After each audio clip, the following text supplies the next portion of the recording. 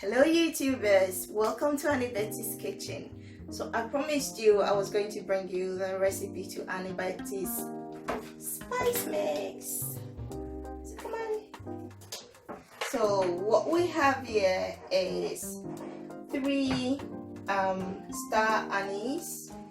I've got grains of cinnamon, I've got calabash nutmeg, and this is 3 whole garlic,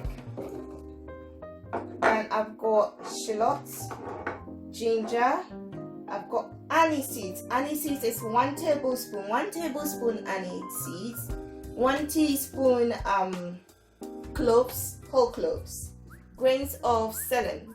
So grains of cinnamon is the same as those of you who watched my jollof recipe. I was saying African Negro pepper, but we are not Negro, so I'm not going to use that anymore.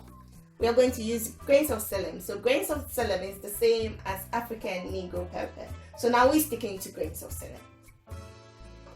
And I've got, it's 2 large shallots, and I've got 50 grams of, remember I told you I like the ginger from Ghana.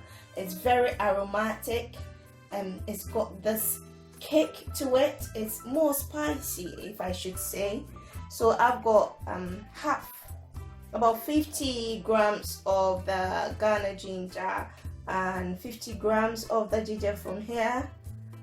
So I'm going to blend all these together. So it's all blended, and now I'm storing them in the ice cubes containers. So you know each scoop is 1 teaspoon.